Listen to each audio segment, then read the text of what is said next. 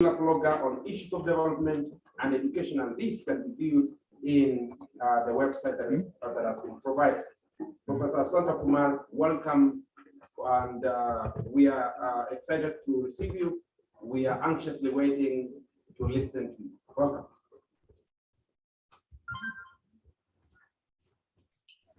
Shall I start? Yeah, go ahead. Yes. Thank you for giving me this opportunity. I was actually planning to visit Kenya, and in between COVID created all the difficulties. And I will be coming to your university once the travel becomes common or normal. Am I audible now? Yes. You're audible. Am I audible? Yes. Hope I am audible. Yes. Okay. So today I just want to focus on a particular argument. Whenever we are talking about technology and education, of course, it is something inevitable, something that cannot be avoided. So I'm not using slides. Of course, the slides can be distributed, but I'll be making a speech.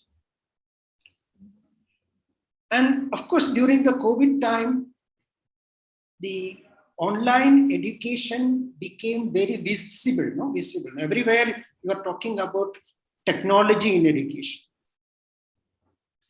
And quite a lot of papers, quite a lot of anecdotal evidence has come out on the problems of online education. I don't have to repeat all those things because now we are all aware of those problems. And the major problem is that of digital divide. And this digital divide is a major issue in countries like India, Kenya, and so on. Of course, now it is obvious that the digital divide will affect the poor, the marginalized sections of the society. And in India, we have the different social groups also, so-called lower caste groups, etc. They are affected due to the digital divide. Over a period of time, you can see an expansion of mobile connectivity, but still smartphones are not used by sections of poor, marginalized groups, and so on. So another important issue is that there can also be a certain gender impact, because now the connectivity, even if there is connectivity at home, probably all girls may not have access to mobile or good quality mobile phones. So digital divide is well talked about. The other issue is the limitations of online education itself, especially in contexts where quite a lot of children come from families where parents are not well educated. Students from poorer families, marginalized groups may not get the benefit of direct access to the teacher. Teacher may not be able to assess whether these children are learning something or not. Teachers may not be able to provide extra attention.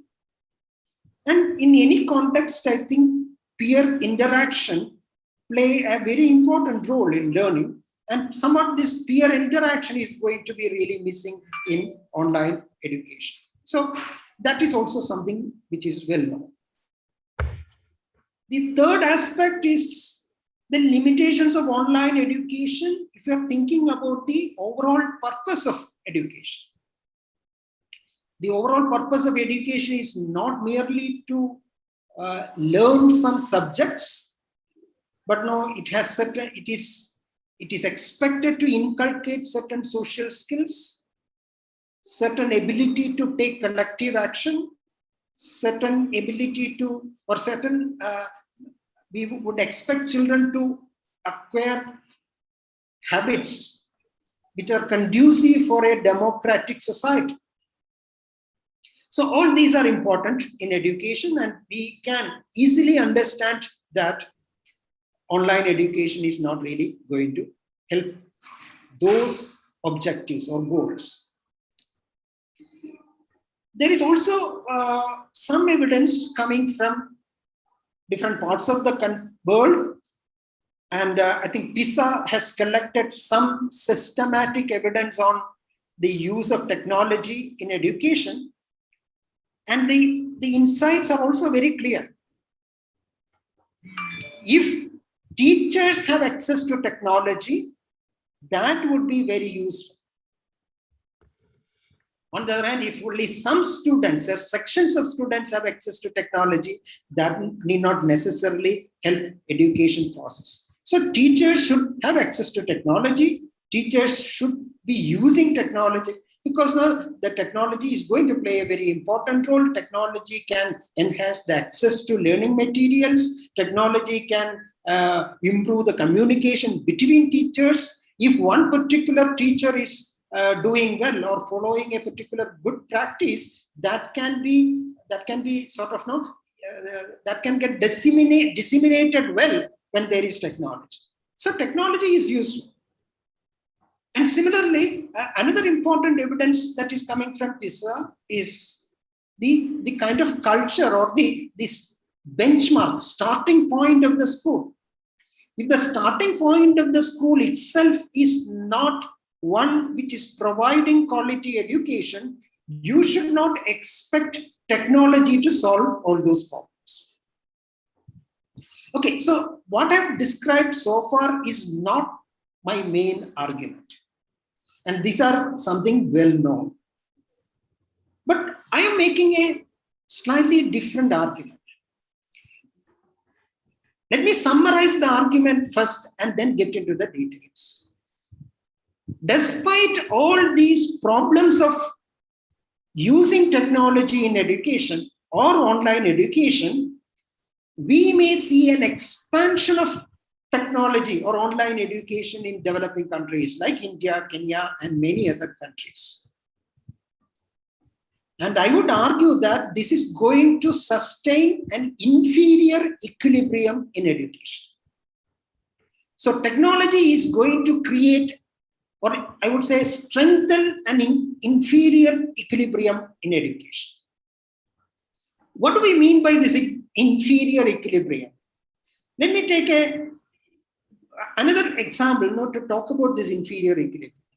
See, if you think about all the developed countries, including USA, around 90 or even more than 90% of the children go to a government school. There are important reasons for strengthening government schools. And that is why 90% of children in USA use government schools, 95% in UK use government schools, etc. But if you're actually looking at developing countries like India, probably 30 to 40% of the children are actually going to a private school.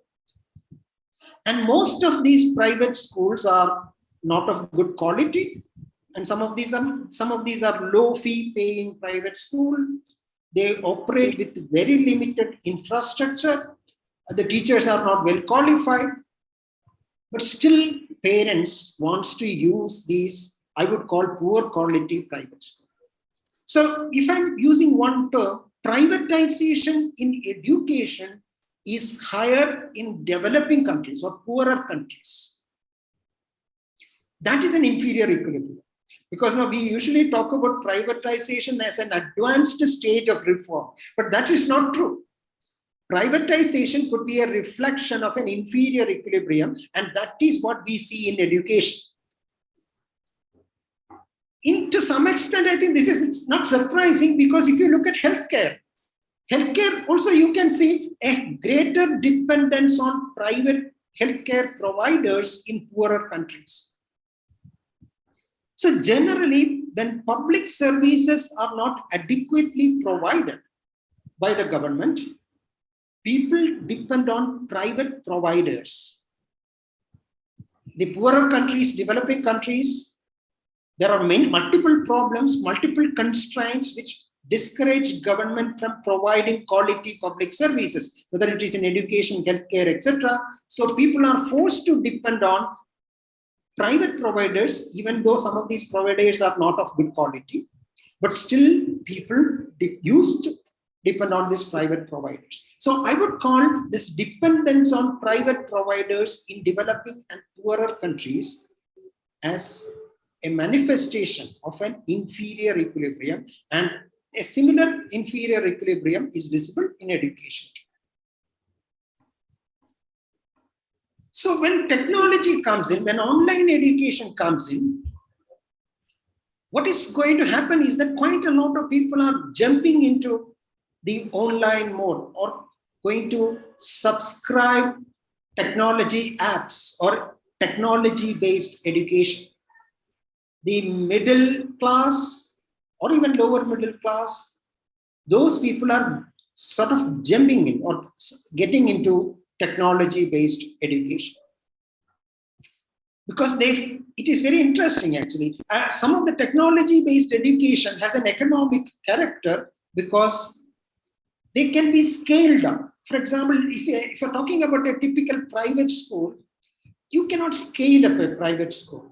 You have to have maybe you have to have a teacher for 30 students. Now you have to have a school, basic infrastructure, etc. But when you use technology, probably scaling up is possible. No, the same material can be used for teaching thousands of students, 100,000s of students. And as more and more students join, the cost of provision or cost of meeting the requirement to a particular student will come down. So if I'm using an economic jargon, there is a scale economy in technology-based education.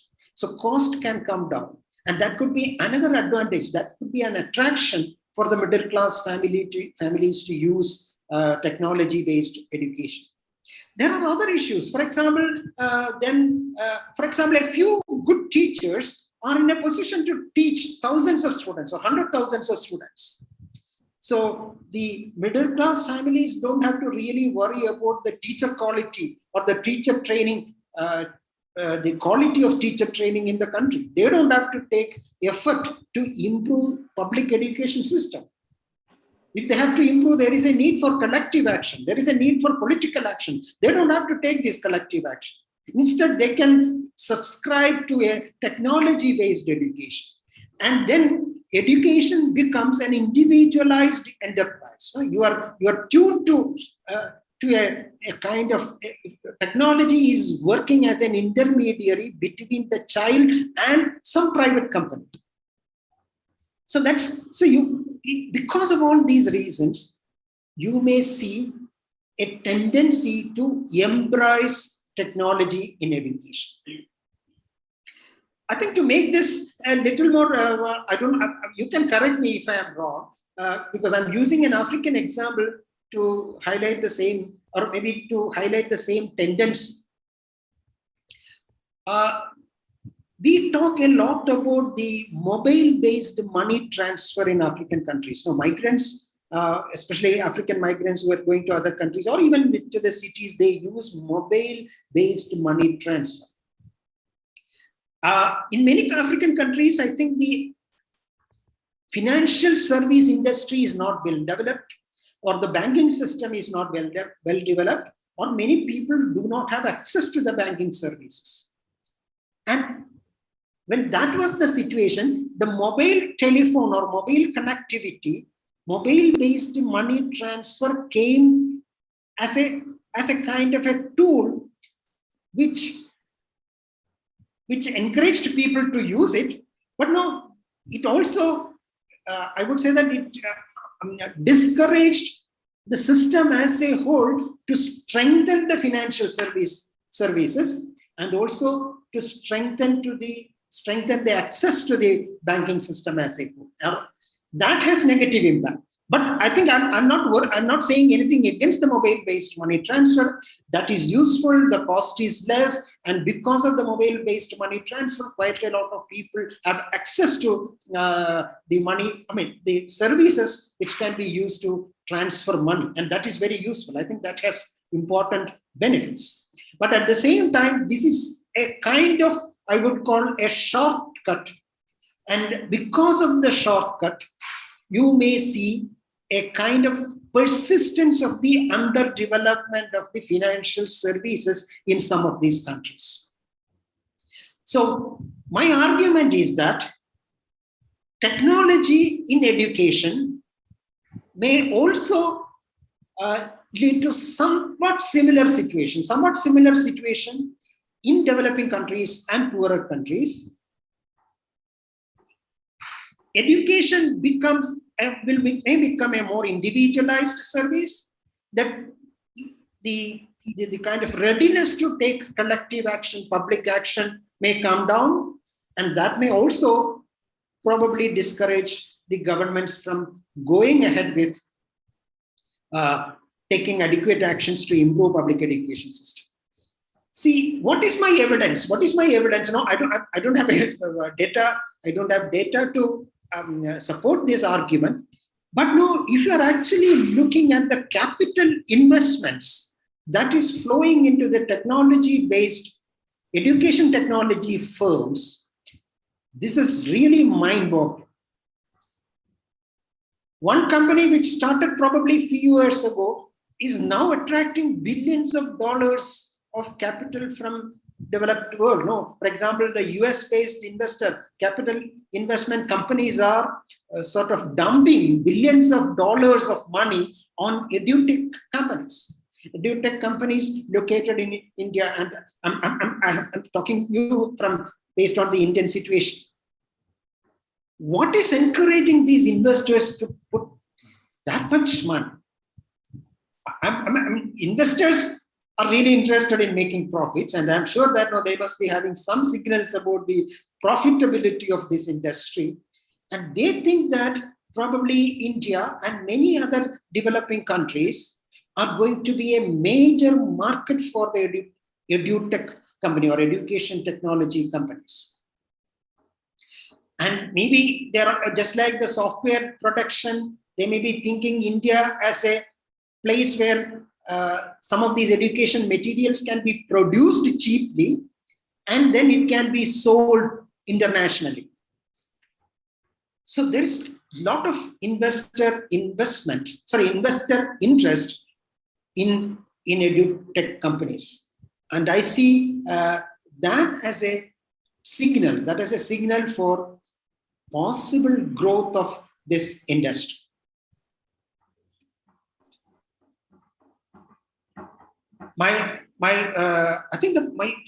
Essentially, I have two more points, or I think I will conclude with two more points.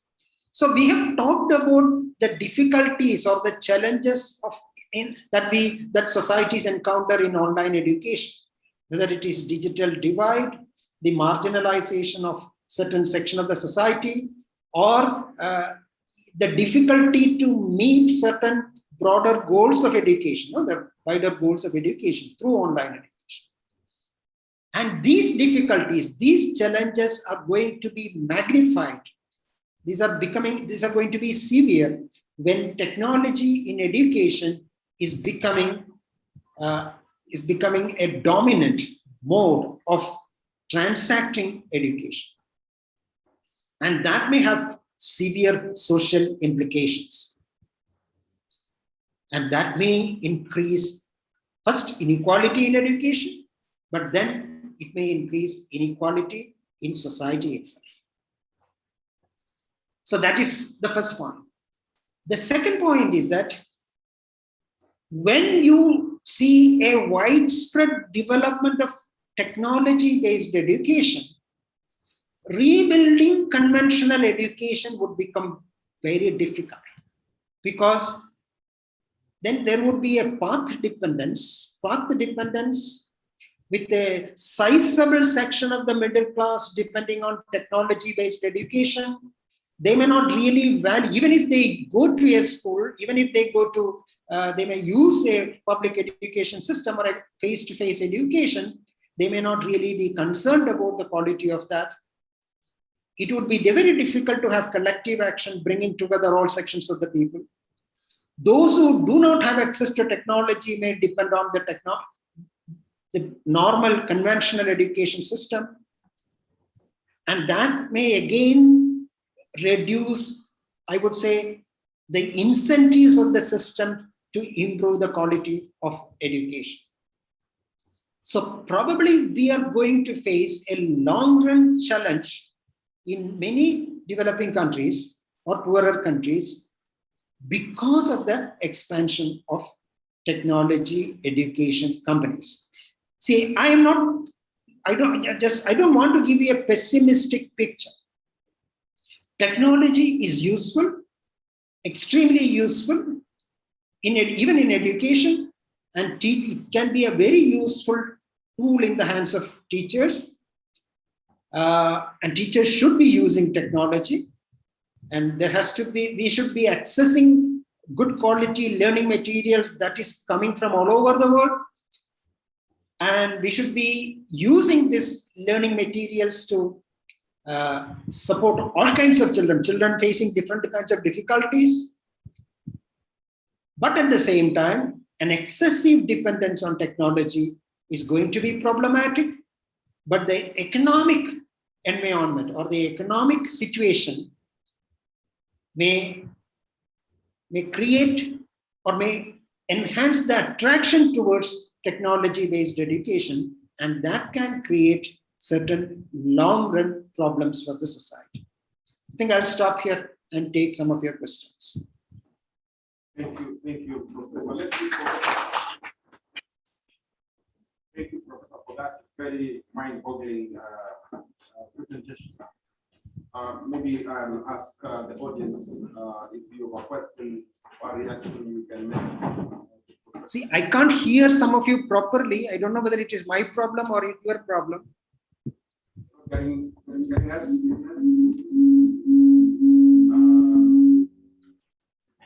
It's okay now. Are you getting us, bro? It's from his side. It seems that it's from your side. You can ask the questions in the chat box and then I will answer it. You're not getting you at all. Unmute yourself. No.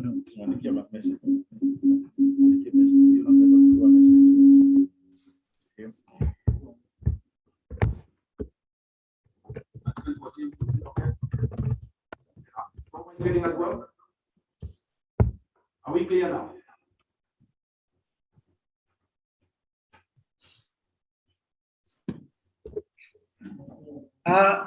Actually, audio is not clear. Is it now clear?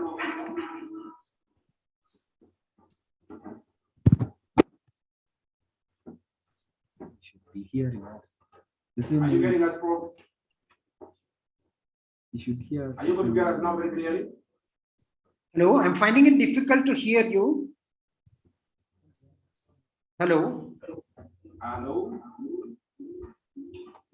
Are you getting us, bro? Maybe one or two questions, if you can put it on the chat box, then I may be able to answer it. Yeah. Go ahead. You can't get us completely. If you are online, please put your questions as we struggle to see whether we can get the audio clear between us and the pro. Any improvement of your side, bro?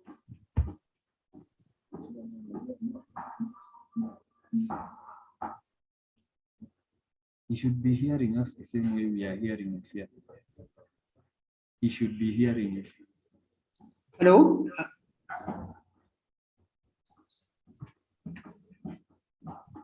Are you now getting us? Yes, I think slightly better, slightly better. Okay. Thank you. My technical team is trying the best they can.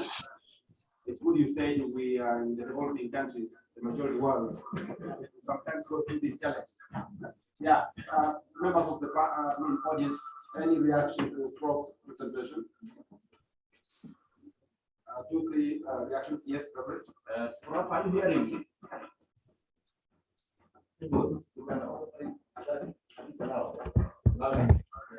Are you hearing me, Prof?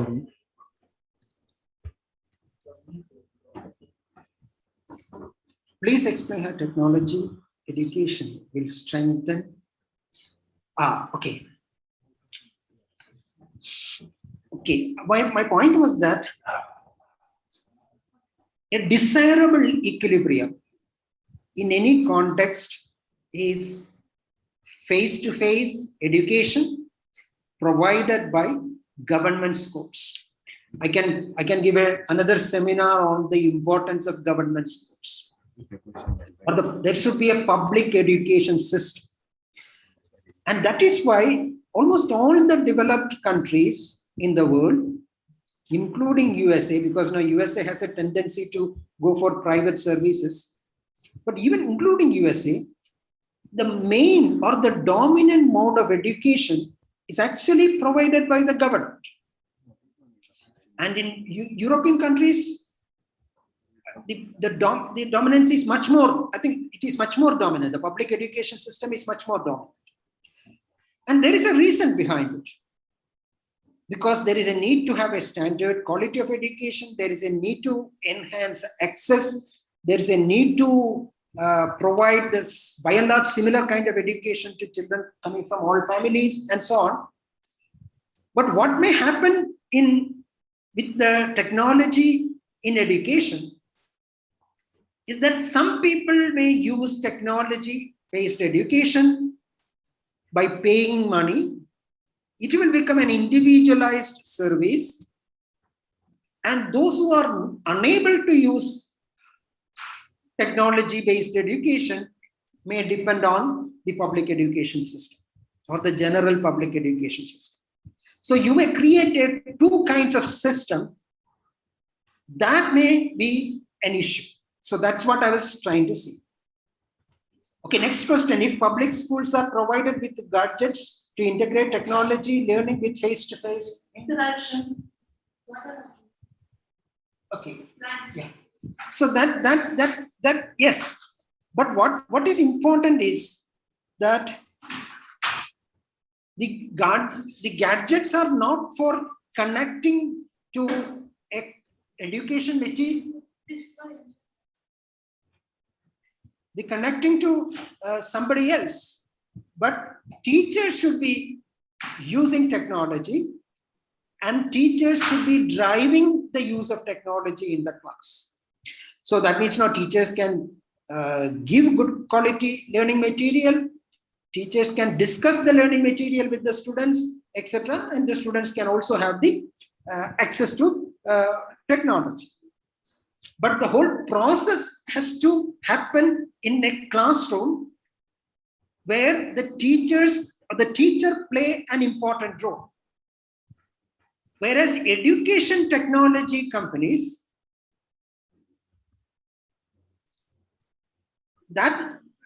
it's more like a radio or a television system.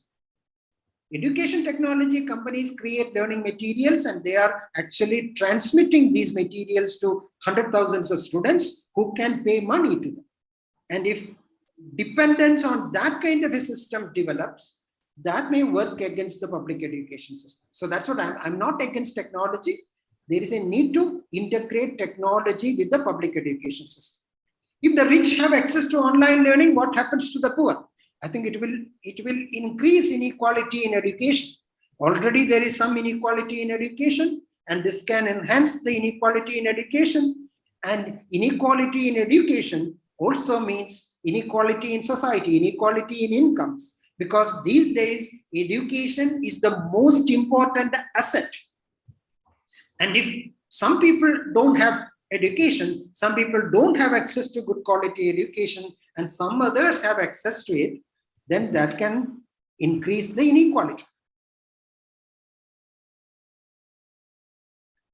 Yes, actually, I think my friend asked me about my plans to come to Kenya. I think whenever I think I can travel, I would be coming to your place also. I think we would be very happy to look at the challenges faced by poorer and other marginalized groups. Because in India, we see that no, even though this government schools, now there people go to school, or the enrollment has gone up, number of schools has gone up, number of teachers have gone up, but still quite a lot of people, quite a lot of children don't learn. A section of them drop out. And when we look at the situation, the problems are at the level of the family and the socio-economic circumstances. So even if the school is provided, some children may not find it interesting to learn, or some children may not be able to learn. So what are the kind of measures? How can education system respond to these kind of challenges? What are the kind of additional policies, additional strategies that are required to address this issue? And that's one concern that I have. And I think we are interested in studying this in different countries. Kenya is also an interesting case. And I have a friend from Kenyatta University. I think she has joined the seminar today. And we would like to have some studies in Kenya. And I think we will be able to start those studies when I think COVID conditions become somewhat normal. Any other questions? The fact that you said you'll come to Kenya now quenches our fast. We could have given you more time to speak the whole day, because the things you are addressing are issues that are really real-time issues that we are facing as people from the majority world. Now, because of the fact that there are other items that we need to listen to, we'll wish to say thank you so much. Hope you'll share your slides, as you said, so that we can fill the gaps where we think there was something we did not get right. But thank you so much. Give a proper round of applause for what you've done. Thank you very much. Thank you. See you when you come. Okay, thank you. Sure.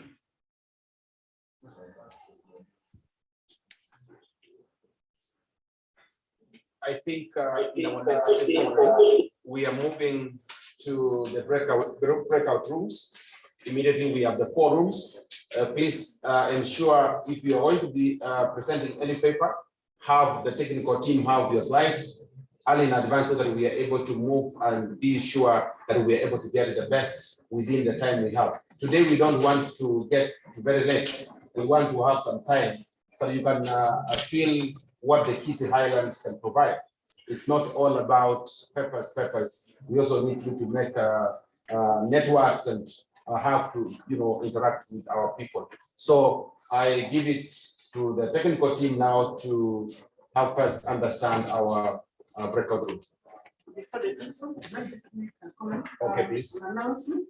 Good morning, everyone. Morning. Yes, just for the moderators to note, if you only have the book of abstracts, there are some 2 more entries.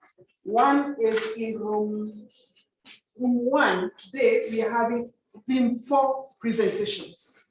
Okay, that is what is going to happen. All theme 1s we did yesterday. We did not have many. So today, theme 4 are getting into room 1, and we have them in the program. Now, in that theme 4, there were some entries which you may not have in the book of abstracts. One on that is day 2, room 1. There is the entry of at 9:45 to 10 by Professor Omoni from Nigeria. So he'll be presenting at 9:45. The person in charge of room 1, note that, the moderator in charge of room 1. Again, room 1 at 12:45. We shall have somebody, Margaret Jockey. The title starts moderating. Margaret Jockey and somebody, Hellen Gulu. So that is for room 1. Room 2 it's been running until lunchtime, when we have the excess of room 4 joining at lunchtime. In that room 2, between 12:30 and 12:45, we have a new entry of something. The title is Inference Something by Salina Cherop. So the person in charge of room 2, please note that there is that new entry, 12:30 to 12:45. Then after that, in the afternoon, room 2 will be handling bin 4 papers, the excess again from bin 4. What I want you to note is that bin 4 had so many papers. That's why we had to distribute them. Thank you so much. I think I can hand it over to the chair. Yes. Thank you, Secretary of Publications. So, ladies and gentlemen, you are welcome to the second day of our conference. This is going to be the last day of our conference, and after the presentation around 4, we shall have official closing ceremony here in this room, and you're all welcome. Our guest speaker from Nairobi, Professor Omondo, is just arriving in Kisii town now, and when he comes at the appropriate time, when he arrives, we will invite you again here for his speech, and then be here with the Vice Chancellor. So we kindly ask you to be around and actually get this knowledge sharing, which is very important for us. As Sia said, the Secretary of Publications, we are bringing to our different rooms, and I think I said that room 4 is now coming in. The people were room 4, they're coming in room 1. Yeah? Yeah, room 1. Room 1, the other side. And there are some other requests. Somebody here were requested, somebody room 1, Dr. Okutu is requesting if you could present at least before 2 p.m. because we'll be traveling. So traveling room 1, Dr. Okutu is requesting the moderator if you could present probably earlier to allow him to travel. The moderator room 1. Yeah. Yes. Okay, maybe it will be online. Yes. It's just a question. There's a request. Oh. And room 4, there's a very called Metro. Aggrey Okutu. It was present yesterday, but there was some problem with timing. There's a request we could also present earlier if possible. That was room 4. Yeah. Moderator room 4. Yambo. Yes. It's a request. That's online, you can just consider it. So thank you, ladies and gentlemen. We cannot break our rooms and begin as soon as possible. And when after that, when the tunes come, then we will allow you up to around 10. Thank you very much and have a good day.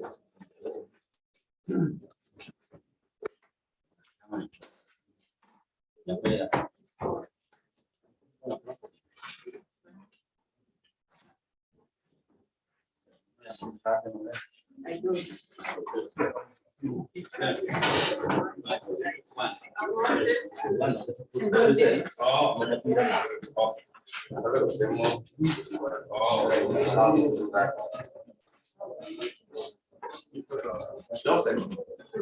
I'm supposed to go and present.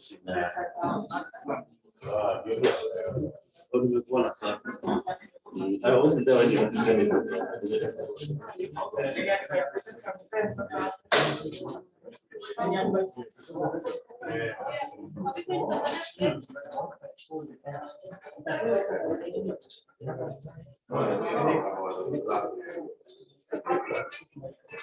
Yes, but I'm going to present. Bluetooth mode.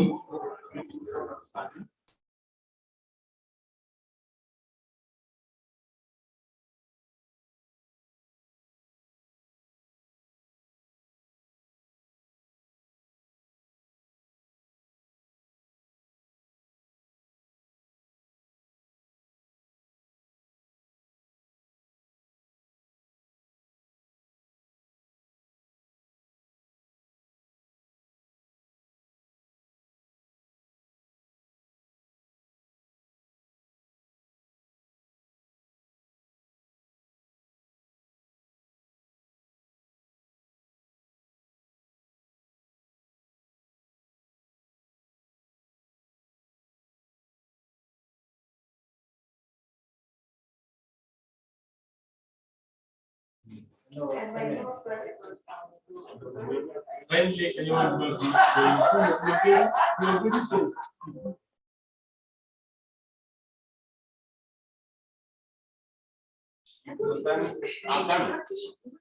I'm coming. Yes, I'm I'll come here. When you make sure you join a breakout room, Shiro, this is Shiro.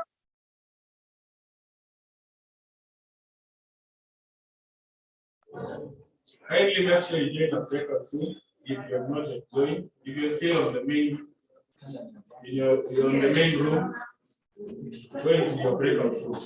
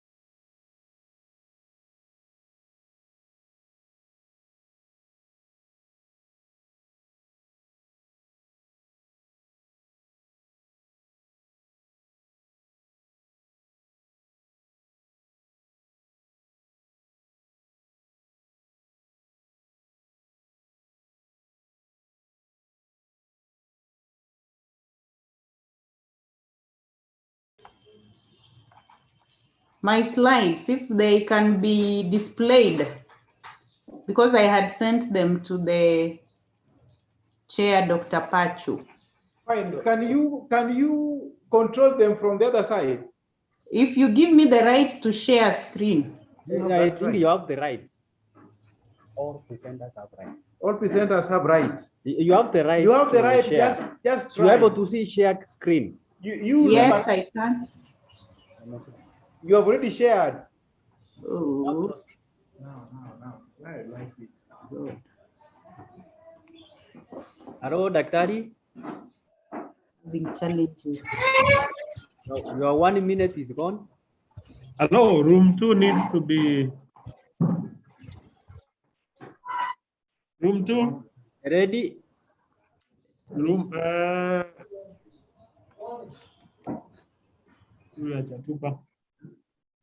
Now, good morning. I would have liked to know who have come. Mbolewa, I can see. I don't know. I think we also need to check those who are online. At Mbolewa, I can see. Dr. Ndima, I can see. Paul Nchera. I don't know if he's online. Somebody is intruding. Huh? Okay, Kisii is already there. Yeah, Daktari? Yes, can you please give us our rights so that we can also start? Speaking from room 2.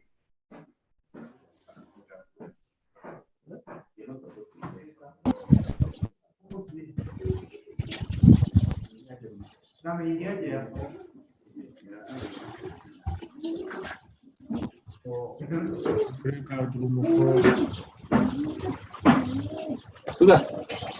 Minute yako ikuregete. Na mwingine anaongea mara hapo. Hello. Hello. Ready? This Ready?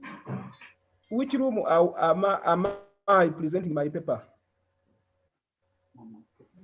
I've not seen the rooms. Which room is in Henry is? Which room is this? Yes, Mbo Henry. Dr. Mwenga.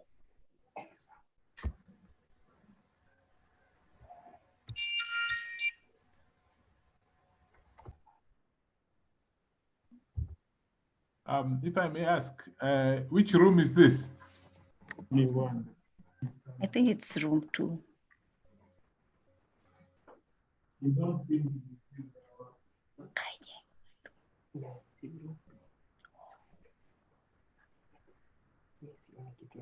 Kindly, which room am I supposed to be?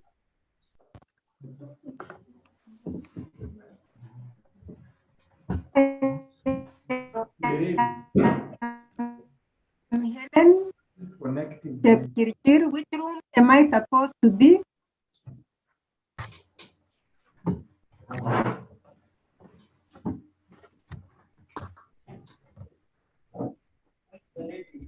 The lady.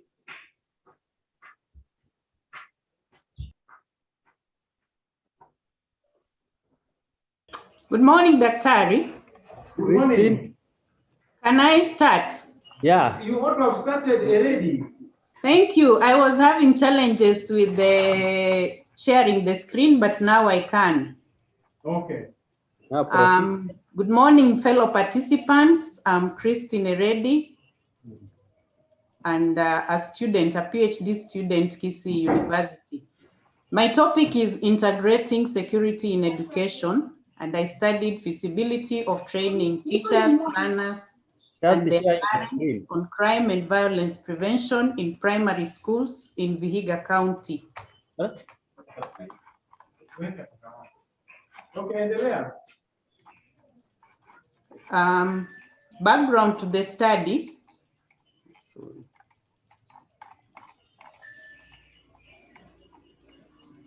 Schools should be safe spaces for all learners, free from all forms of violence. Security in schools has become a necessity owing to the escalation of incidents of targeted violence in schools. I'll explain targeted violence